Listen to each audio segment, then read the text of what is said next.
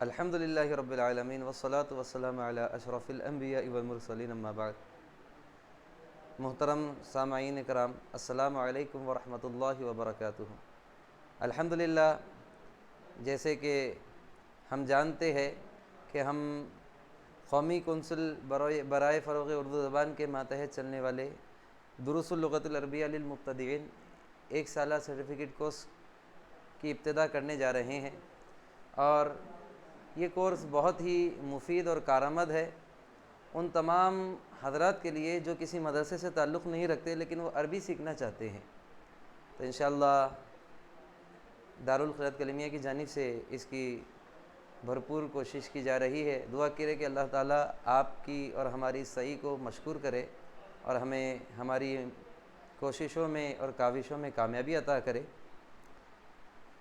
ہم انشاءاللہ یہاں سے سبق کا آغاز کریں گے۔ قومی کونسل کی جو کتاب ہے دروس اللغۃ العربیہ للمبتدئین، اس کا پہلا سبق جو ہے، اس کا پہلا سبق حروف تہجی پر مبنی ہے، اور حروف تہجی ہم جانتے ہی ہیں جس کو الف با تا ثا کہتے ہیں، اس پر مبنی ہے اور اس کو ہم اچھے طریقے سے جانتے ہیں۔ لہٰذا میں دوسرے سبق سے، جو اہم سبق ہے وہاں سے اس کا آغاز کروں گا۔ تو ہمارے دوسرے سبق کا نام ہے الدرس الثانی، اسماء اشارہ اور حروف استفہام۔ اسماء اشارہ اور حروف استفہام، اس میں دو چیزیں ہیں۔ اب میں اس کا خلاصہ بھی کروں گا اور آپ کو یہ بتانے کی کوشش کروں گا کہ اسماء اشارہ ہوتے کیا ہے۔ ہر زبان میں کچھ کلام کے آغاز، ہر زبان کے کلام کا آغاز جو ہوتا ہے وہ اسماء اشارہ سے ہوتا ہے۔ اسماء اشارہ ان ناموں کو کہتے ہیں جن سے ہم کسی شے کی طرف اشارہ کرتے ہیں، اور اردو میں اس کے لیے قریب کے لیے یہ کہتے ہیں اور دور کے لیے وہ کہتے ہیں۔ جس طریقے سے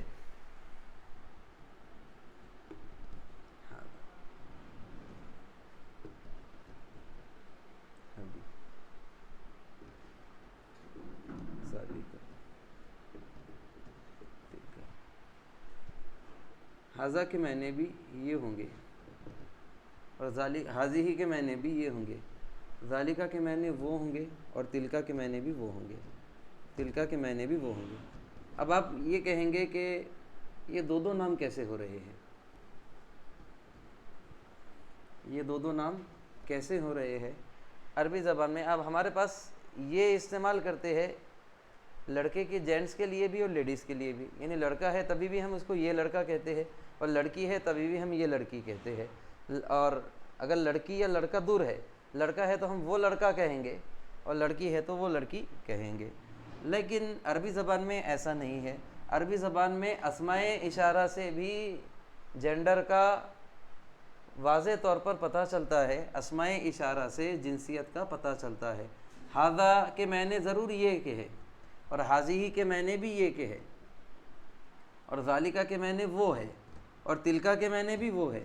لیکن اگر ھذا کہے تو یہ ہمیشہ ہم مرد کے لیے یوز کرتے ہیں، ھذا یہ مرد، حاذی یہ عورت کے لیے، ھذا یہ مرد کے لیے، اور حاذی یہ عورت کے لیے۔ ذالکہ کا ترجمہ وہ ہوگا، لیکن یہ کہ ہمیشہ استعمال کریں گے مرد کے لیے، اور تلکہ کے معنی بھی وہ ہوں گا لیکن یہ استعمال کریں گے عورت کے لیے۔ ہم کو اس طریقے سے اچھے سے اس کو سمجھ لینا چاہیے۔ مطلب عربی میں اسماء اشارہ کے لیے جینڈر کے، جنسیت کے حساب سے حرف کو، لفظ کو رکھا گیا ہے۔ اگر مرد ہے اس کو یہ کہنا ہے تو ہم ھذا کہیں گے، اور عورت کو یہ کہنا ہے تو حاذی کہیں گے۔ ھذا کا مؤنث حاذی، ھذا یہ لڑکا، حاذی یہ لڑکی۔ اسی طریقے سے مرد کو وہ کہنا ہے تو ذالکہ کہیں گے، اور اگر عورت کو وہ کہنا ہے تو ہم تلکہ کہیں گے، عورت کو وہ کہنا ہے تو ہم تلکہ کہیں گے۔ تو مطلب ذالکہ کے معنی بھی وہ ہو گئے، تلکہ کے معنی بھی وہ ہو گئے، لیکن مرد کے لیے وہ بولنا ہے تو ذالکہ، عورت کے لیے وہ بولنا ہے تو تلکہ۔ اب ہوتا کیا ہے، کسی چیز کو کی نزدیک ہوتی ہے تو میں اس کو یہ کہوں گا، اور دور ہے تو وہ کہوں گا، نزدیک ہے تو یہ کہوں گا، دور ہے تو وہ کہوں گا۔ اب ہم کو یہ سمجھ لینا ضروری ہے، میں نے ھذا اور حاذی کا آپ کو فرق تو بتا دیا، لیکن عربی زبان میں جنسیت کیسے سمجھے؟ عموماً ہوتا یہ ہے کہ ہم جب کسی لینگویج کو سیکھتے ہیں تو ہم اپنی لینگویج کے اکارڈنگ گرامر دوسری لینگویج میں تلاش کرنے کی کوشش کرتے ہیں۔ یہ ہم سے سب سے بڑی غلطی ہوتی ہے۔ حالانکہ اصول یہ ہوتا ہے کہ مدر ٹنگ، مادری زبان کسی بھی زبان سیکھنے کے لیے ذریعہ تو بن سکتی ہے، لیکن مدر ٹنگ کے اصولوں پہ دوسری زبان کے اصولوں کو ہم کمپیئر نہیں کر سکتے ہیں۔ ہم جو لینگویج سیکھ رہے ہیں، جو زبان سیکھ رہے ہیں، ہم کو اسی زبان کے ماتحت اپنے آپ کو ان کے اصولوں کو سیکھنا پڑے گا، اور اسی زبان کے ماتحت ہم اپنے آپ کو ڈھالنا پڑے گا، اسی وقت ہم دوسری زبان کو سیکھ سکتے ہیں۔ اپنی مادری زبان کے اصولوں پر دوسری زبان کے اصولوں کو ہم کمپیئر نہیں کر سکتے۔ اب میں آپ کو مثال دیتا ہوں۔ دیکھیے، عربی زبان میں مؤنث اور مذکر کے سمجھنے کے لیے بنیادی فرق تائے تانیث کا ہے۔ یہ تائے تانیث جہاں پر بھی آتی ہے اس کو تائے تانیث کہتے ہیں،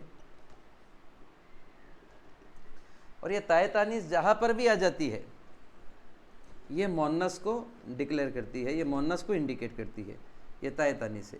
جیسے میں آپ کو مثال کے طور پر حرف بتا کے بتاتا ہوں۔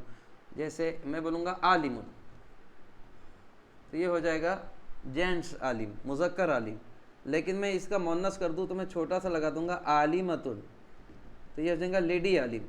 اب اسی طریقے سے اگر میں بول دوں کبیر، کبیر ان کے معنی ہوتے ہیں بڑا، لیکن اسی میل سے میں فیمیل بنا سکتا ہوں، مذکر سے مؤنث، یہ کس سے؟ کبی رتن، یہ گولتا سے۔ تو یہ گولتا دو شکلوں میں آتی ہے، اگر منفصل ہو، الگ سے ہو تو ایسی شکل میں آتی ہے، مل کے آئے یا چپک کے آئے تو ایسی شکل میں آتی ہے۔ تو کبی رتن، تو یہ جو دو آخر کی تا آ رہی ہے اس کو تائے تانیث کہتے ہیں، اور یہ لفظ کو مؤنث بنا دیتی ہے۔ دیکھیں، کبیر مذکر لفظ تھا، لیکن یہ گولتا کرنے کے کبیر کو کیا کر دیا؟ مؤنث بنا دیا، کبیرتن۔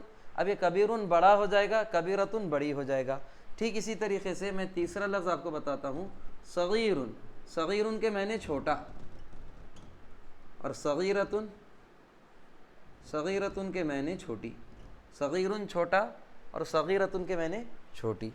اب اس طریقے سے کسی بھی لفظ کو مذکر سے مؤنث بنا سکتے ہیں گولتا کے ذریعے۔ اب یہ گولتا جہاں پر بھی آئے گی وہ مؤنث ہو جائے گی، اور جہاں گولتا نہیں رہے گی وہ مذکر ہو جائے گا۔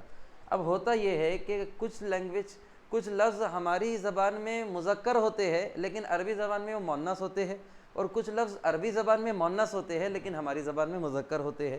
اب ہم عربی زبان کو جب سیکھتے ہیں تو اپنے لینگویج کے اکارڈنگ گرامر کو یوز کرنے کی کوشش کرتے ہیں، اسی لیے ہم سے غلطی ہو جاتی ہے۔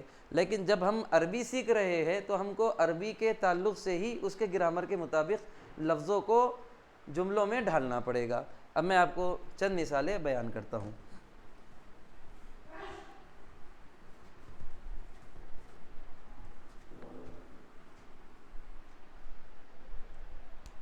جیسے ہمارے پاس کہتے ہیں کتابن، کتاب ہمارے پاس مؤنث ہے لیکن عربی میں کتاب مذکر ہے۔ اب میں نے اس کو مذکر کیوں کہہ رہا ہوں؟ کیونکہ مجھے معلوم ہے اس کے آگے گولتا نہیں لگ رہا ہے، اس لیے کتاب عربی میں ہمارے پاس جنڈر اس کا مؤنث ہو گیا، لیکن عربی میں اس کا جنڈر مذکر ہو گیا کیونکہ اس کو گولتا نہیں لگی۔ اسی طریقے سے دیکھیے مدرستن، ہم مدرسہ کہتے ہیں، وہ مدرسہ نہیں ہے بلکہ مدرسہ ہے۔ اب مدرسہ گرچہ کہ ہمارے پاس مذکر ہے لیکن اکارڈنگ ٹو عربی یہ فیمیل ہے، مؤنث ہے، کیونکہ اس کے آگے گولتا لگ گیا، مدرسہ۔ اب اسی طریقے سے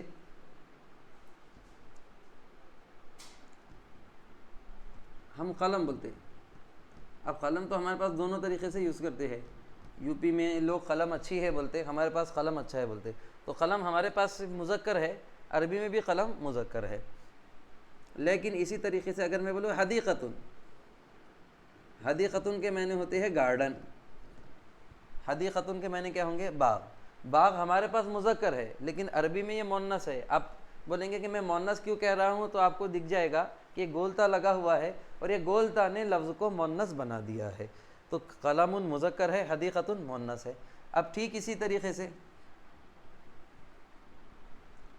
میں لفظ اور لے کر آتا ہوں، کرسیٌ، تو کرسی ہمارے پاس مؤنث ہے، کرسی ہمارے پاس کیا ہے؟ مؤنث ہے، لیکن عربی میں کرسی کیا ہے؟ مذکر ہے، کیونکہ اس کے آگے گولتا نہیں لگ رہا۔ میں یہاں ڈال دیتا ہوں، یہ مذکر لفظ ہے اور یہ مؤنث لفظ ہے۔ اب مؤنث بن رہے ہیں تو کیوں بن رہے ہیں؟ یہ گولتا کی وجہ سے بن رہے ہیں۔ اب یہ آپ نے نہیں بولنا کہ ہماری زبان میں تو یہ مذکر ہے، مؤنث ہے، تو ہم اس کو مؤنث یوز کریں گے، ایسا نہیں ہے۔ اکارڈنگ ٹو عربی، ہم عربی سیکھ رہے ہیں تو عربی کے رول کو فالو کرنا پڑے گا۔ عربی کے اعتبار سے اکارڈنگ ٹو عربی یہ مذکر ہے، گرچہ کہ ہمارے حساب سے مؤنث ہے۔ اب ٹھیک اسی طریقے سے بیتن، بیتن ہمارے حساب سے بھی مذکر ہے، عربی کے اعتبار سے بھی مذکر ہے بیتن، لیکن اس کا آ جائے گا حقیبتن، حقیبتن، حقیبت ہم دیکھیں گے اس کے بعد بیتن۔ اب اس میں ہمارے پاس 3 لفظ ہو گئے، ایک ہو گیا کتاب، قلم، کرسی، بیتن، قلم، کرسی اور بیت۔ بیت تو ہمارے حساب سے بھی مذکر، عربی کے حساب سے بھی مذکر، لیکن کرسی ہمارے حساب سے مؤنث، عربی کے حساب سے مذکر، قلم ہمارے حساب سے مذکر، قلم عربی کے حساب سے مذکر۔ اب ہم کو اتنے جھنجھٹ میں پڑھنے کی ضرورت نہیں ہے، جہاں گولتا آ گیا اس کو مؤنث سمجھ لینا، چاہے وہ ہمارے حساب سے کچھ بھی ہو، اور جہاں گولتا نہیں آتا ہے تو اس کو مذکر سمجھ لینا، چاہے وہ ہمارے اعتبار سے کچھ بھی ہو۔ ایک رول انہوں نے دے دیا کہ گولتا جہاں بھی آئے گی تو وہ مؤنث کو انڈیکیٹ کرے گی۔ اب میں یہاں سے آپ کو سینٹنس بنانے کے بتاتا ہوں۔ جیسے دیکھیے کتابن مدرسن، اب میں نے آپ کو بتایا تھا یہ کتابن ہے، یہ مذکر ہے، تو اب مجھے یہ کتاب ہے کہنا ہے، تو میں صرف اس کے لیے آگے حاذا لگاؤں گا، حاذا، حاذا کتابن، یہ کتاب ہے۔ اب مجھے کہنا ہے، دیکھیں یہ کتاب سے نزدیک ہے اس لیے حاذا، اب مجھے کہنا ہے وہ کتاب ہے، تو میں اس کے لیے صرف ذالکہ لگا دوں گا، ذالکہ کتابن، تو اس کا ترجمہ ہو جائے گا وہ کتاب ہے۔ حاذا کتابن یہ کتاب ہے، ذالکہ کتابن وہ کتاب ہے۔ اب اسی طریقے سے مدرستن ہے، اگر مجھے یہ مدرسہ کہنا ہے تو میں اس کو کہوں گا حاذہ، اگر مجھے مدرسہ کہنا ہے، مدرسہ، اب چونکہ یہ مؤنث ہے تو میں یہاں پر حاذا یوز نہیں کر سکتا، حاذا تو مذکر کے ساتھ آیا نا، تو مؤنث کے ساتھ کیا آئے گا پھر؟ تو مؤنث کے ساتھ آ جائے گا حاذہ، حاذہ مدرستن، اس کا ترجمہ ہوگا یہ مدرسہ ہے، اور مجھے کہنا ہے کہ وہ مدرسہ ہے تو میں اس کو تلکا لگا دوں گا، تلکا مدرستن، وہ مدرسہ ہے۔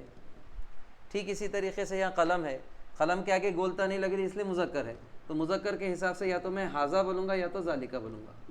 حاذا قلمن یہ قلم ہے، ذالکہ قلمن وہ قلم ہے۔ اب ٹھیک اسی طریقے سے یہاں پر حدیقتن آیا تھا، حدیقتن کے معنی ہوتے ہیں باغ، حدیقتن کے معنی کیا ہوتے ہیں؟ باغ، تو باغ کو اگر مجھے یہ باغ ہے کہنا ہے تو اب میں یہاں حاذا یوز نہیں کر سکتا، میں حاذہ ہی، کیونکہ دیکھیں یہاں گولتا آ گیا تو یہاں بھی مجھے ہی لانا پڑے گا۔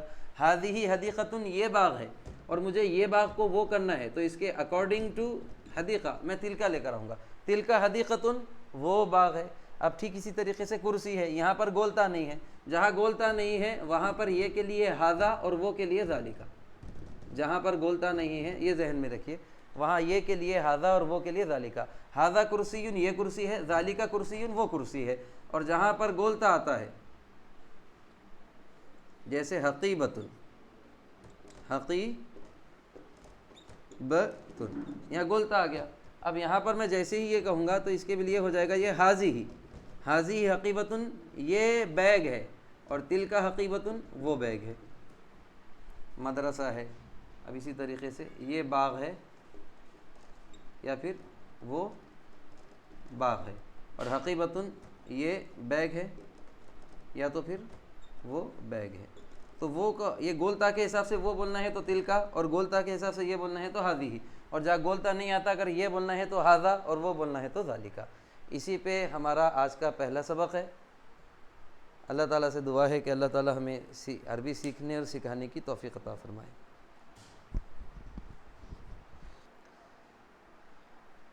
اب انشاءاللہ ہم پہلا سبق ہم نے اس کے بنیادی اصول سمجھ لیے، اب ہم آگے سمجھنے کی کوشش کریں گے۔ اب ہم جملے کی طرف دیکھیں گے، تو پہلا ہے پڑھیے لکھیے اور ترجمہ کیجیے۔ ھذا بیتن، ھذا بیتن یہ گھر ہے، ھذا کرسیٌ یہ کرسی ہے، ھذا قلم یہ قلم ہے۔ دیکھیے پہلے شروع کے 3 ہیں، یہ پوری یہ کی سیریز ہے، چاہے ھذا ہو اس کے معنی بھی یہ ہے، ھذہ ہی آئے اس کے معنی بھی یہ ہے، لیکن انہوں نے جینڈر وائز کر دیے کہ شروع کے جو 3 ہیں وہ میل ہے اور آخر کے جو 3 ہیں وہ فیمیل ہے۔ تو جہاں پر گولتا نہیں آ رہی ہے وہاں پر یہ بولنا ہے تو وہ ھذا استعمال کر رہے ہیں۔ ھذا بیتن یہ گھر ہے، ھذا کرسیٌ یہ کرسی ہے، ھذا قلم یہ قلم ہے۔ اب نیچے گولتا کے 3 لفظ آ رہے ہیں تو یہ مؤنث کہلائیں گے، جیسے ھذہ حقیبتن یہ بیگ ہے، ھذہ مدرستن یہ مدرسہ ہے، ھذہ حدیقتن یہ باغ ہے۔ پہلا ھذا بیتن یہ گھر ہے، ہاذا کرسیٌ یہ کرسی ہے، ہاذا قلم یہ قلم ہے۔ پھر تیسرا ہاذہ حقیبۃ یہ بیگ ہے، ہاذہ مدرسۃ یہ مدرسہ ہے، ہاذہ حدیقۃ یہ باغ ہے۔ اب ٹھیک اسی طریقے سے یہی لفظ لگتے ہوئے وہ ہاذا کو ذالکہ میں کنورٹ کریں گے۔ تو کس طریقے سے؟ اب 3 مذکر آ رہے ہیں تو وہاں پر ذالکہ یوز کریں گے، اور 3 مؤنث ہے تو وہاں پر تلکا، لیکن معنی دونوں کے وہ ہی ہوں گے۔ جیسے ذالکہ بیتن وہ گھر ہے، اب یہ دور کے لیے بتا رہے، ذالکہ کرسیٌ وہ کرسی ہے، ذالکہ قلم وہ قلم ہے، ہاذہ حدیقۃ یہ، ہاذہ حقیبۃ یہ بیگ ہے، ہاذہ مدرسۃ یہ مدرسہ ہے۔ اب ٹھیک اسی طریقے سے ذالکہ بیتن وہ گھر ہے، ذالکہ کرسیٌ وہ کرسی ہے، ذالکہ قلم وہ قلم ہے، تلکہ حقیبۃ وہ بیگ ہے، تلکہ مدرسۃ وہ مدرسہ ہے، اور تلکہ حدیقۃ وہ باغ ہے۔ تو حدیقۃ کے معنی کیا ہوں گے؟ باغ ہوں گے۔ اب ٹھیک اسی طریقے سے اگلا لے رہے ہیں وہ ما ھذا، ما ھذا کہتے ہیں یہ کیا ہے؟ اب بتا رہے وہ ھذا بیتن یہ گھر ہے، ما ھذا یہ کیا ہے؟ ھذا کرسی یہ کرسی ہے، ما ھذا یہ کیا ہے؟ ھذا قلم یہ قلم ہے، ما ھذہ یہ کیا ہے؟ ھذہ حقیبۃ یہ بیگ ہے، ما ھذہ یہ کیا ہے؟ ھذہ مدرسۃ یہ مدرسہ ہے، ما ھذہ یہ کیا ہے؟ ھذہ حدیقۃ یہ باغ ہے۔ پھر اگلا لے رہے وہ اب کوسچن کر رہے ہیں یہ کنفرم کرنے کے لیے، انشاءاللہ اس کی ہم بحث اگلے سبق میں دیکھیں گے۔ ہل ھذا بیتن کیا یہ گھر ہے؟ تو انہوں کہہ رہے ہیں نعم ھذا بیتن ہاں یہ گھر ہے، نعم کے معنی ہاں۔ ہل ھذا کرسی کیا یہ کرسی ہے؟ نعم ھذا کرسی ہاں یہ کرسی ہے۔ ہل ھذا قلم کیا یہ قلم ہے؟ نعم ھذا قلم ہاں یہ قلم ہے۔ ہل ھذہ حقیبۃ کیا یہ بیگ ہے؟ نعم ھذہ حقیبۃ ہاں یہ بیگ ہے۔ ہل ھذہ مدرسۃ کیا یہ مدرسہ ہے؟ نعم ھذہ مدرسۃ ہاں یہ مدرسہ ہے۔ ہل ھذہ حدیقۃ کیا یہ باغ ہے؟ نعم ھذہ حدیقۃ ہاں یہ باغ ہے۔ اب یہ کوسچن کر رہے ہیں، دیکھیے جب ہم پوچھتے ہیں تو کنفرم کرنے میں جو کوسچن کرتے ہیں آپ، تو وہ 50% صحیح بھی ہو سکتا ہے، 50% غلط بھی ہو سکتا ہے، کیونکہ جس چیز میں آپ کو کنفیوزنگ ہوتی ہے اس کے تعلق سے آپ پوچھتے ہیں۔ تو ایسے پوچھنے کے لیے آپ کیا شروع میں لاتے ہیں؟ جیسے میں کہوں گا کیا ہل ھذا قلم، اگر کیا شروع میں آ رہا ہے تو آپ کا جو ڈاؤٹ ہے وہ صحیح بھی ہو سکتا ہے اور غلط بھی ہو سکتا ہے۔ ہل ھذا قلم کیا یہ قلم ہے؟ گھر کو دیکھ کے بتا رہے ہو تو آپ کو کہنا پڑے گا لا ھذا بیتن یہی ہے یہ گھر ہے۔ ہل ھذا بیتن کیا یہ گھر ہے؟ کرسی کو دیکھ کے بتا رہے ہیں ہل ھذا بیتن کیا یہ گھر ہے؟ لا ھذا کرسی نہیں یہ کرسی ہے۔ ہل ھذا کرسی کیا یہ کرسی ہے؟ لا ھذا قلم نہیں یہ قلم ہے۔ ہل ھذہ مدرسۃ بیگ کو دیکھ کے مدرسہ پوچھ رہے ہیں کیا یہ مدرسہ ہے؟ تو آپ کہیں گے لا ھذہ حقیبۃ نہیں یہ بیگ ہے۔ ہل ھذہ حدیقۃ کیا یہ باغ ہے؟ اسکول کو دیکھ کے باغ پوچھ رہے ہیں تو آپ کہیں گے لا ھذہ مدرسۃ نہیں یہ مدرسہ ہے۔ ہل ھذہ حقیبۃ کیا یہ بیگ ہے؟ لا ھذہ حدیقۃ نہیں یہ باغ ہے۔ یہاں پر ہمارا چیپٹر سبق ختم ہوتا ہے۔ انشاءاللہ امید ہے کہ آپ کو یہ سبق اچھے سے سمجھ میں آیا ہوگا۔ اب اس کی پریکٹس کریں، کل اس کے سوال جواب کی طرف ہم توجہ کریں گے انشاءاللہ۔